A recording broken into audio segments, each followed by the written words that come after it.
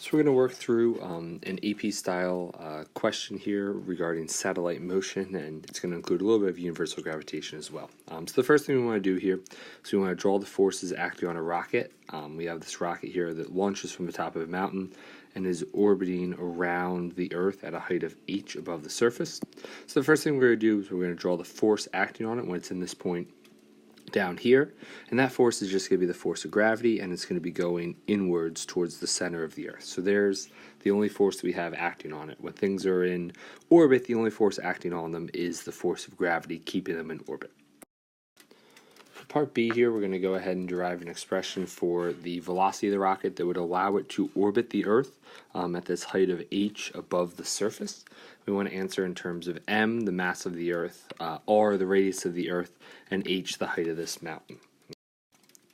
Now we could go ahead and use Kepler's third law and think about the period of orbit, but I think the easiest way is actually to think about this. When this object is in orbit, it's undergoing a centripetal acceleration. We know that that is v squared over r. And our centripetal acceleration for any object in orbit is just going to be equal to g, little g, the acceleration due to gravity at that point. So I can say here that little g is going to be equal to v squared over r. And I know that I can find the value of that acceleration due to gravity, little g, by just doing gm over r squared. Okay, it's not going to be equal to 9.8 at this point because we are some height above the surface, but we can derive an expression to find little g. So I'm going to go ahead and combine those two equations, and so I'm going to have g times the mass of the Earth here, which is just big M, times r. Now, my r here is going to be this distance from the center of the Earth to the point where the rocket's orbiting. Well, that's going to simply be the radius of the Earth, r, plus the height above the surface, h. So this r on the bottom here, this r right here, is going to be big R plus h. And that's going to be equal to v squared divided by, once again, that radius, which is r plus h. I can cancel out that r plus h with one of these r plus h's, so I end up getting that v squared is equal to gm divided by r plus h, which means that v, my velocity, is going to be the square root of gm divided by r plus h. So there I have my answer. Now the other way I could find it is using Kepler's third law, which I have here, the t squared equation. And I can go ahead and make some substitutions here. I know that my radius of orbit, like I said before, is going to be this r plus h. So I'm going to put that in there for the radius, and divided by g times m, where m is the mass of the Earth, which is defined. And so that's what t squared is equal to.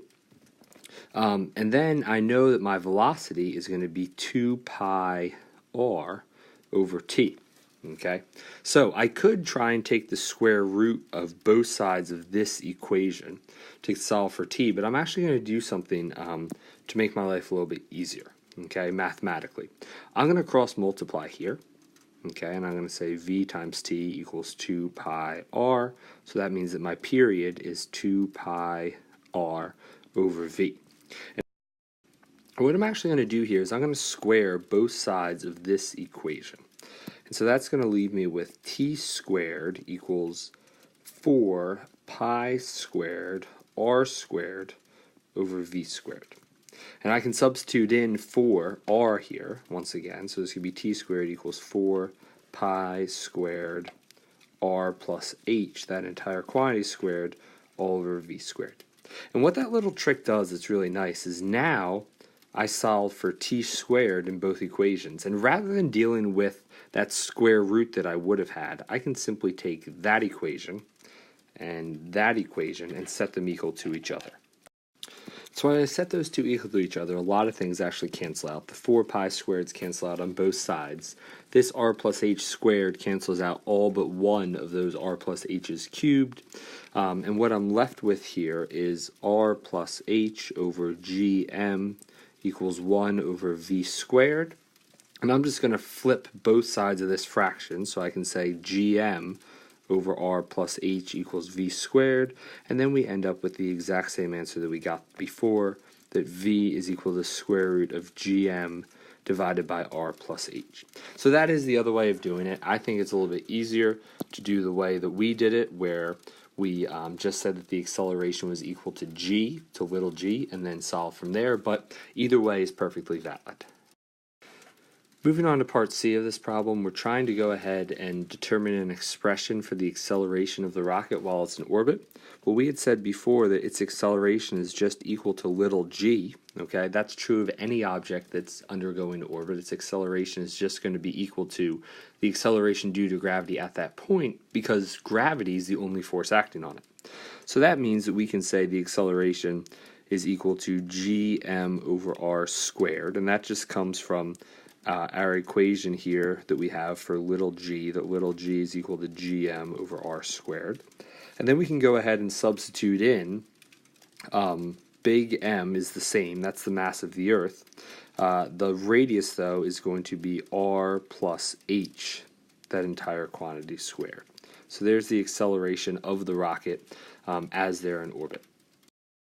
For part D, we have a person standing on a scale in the rocket. We want to know what the reading on the scale would show initially while the rocket is at rest on the top of the mountain. So if we think about the forces acting on the person standing on this scale, we're going to have the force of gravity, of course, and we're also going to have the normal force, but that really is just the force of the scale itself, okay? Whenever you step onto a scale, what you're actually reading is not the force of gravity. You're reading the normal force, the force that the scale pushes up on you with. Now, in a lot of cases, like in this one, it's going to be equal to our force of gravity, because in this situation, we have no acceleration, so these two forces are equal, and so the scale is just going to read whatever the force of gravity is.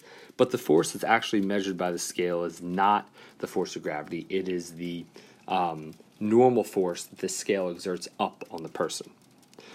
So, since acceleration is 0, that in this case is equal to the force of gravity, and we can just say that the scale will read the force of gravity, and we know that the force of gravity is going to be g m1 m2 over r squared, using Newton's universal law of gravitation. So we can substitute in the things we know. We know the one mass is the mass of the Earth, which is big M. We know the other mass is the mass of the person, which is little m, and that's all going to be divided by the distance from the center of the Earth to this point where the person is, which is going to be r, the radius of the Earth, plus h, the height of the mountain above the surface. And so that's going to be what the scale would read, the force of gravity acting on the person.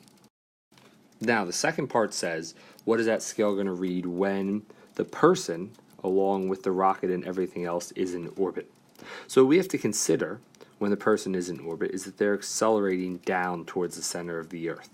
And we still have the force of gravity acting on them, but there's actually no other force. Our normal force, the force from the scale here, is going to be 0. And here's the reason why. There's really two ways of thinking about this, okay?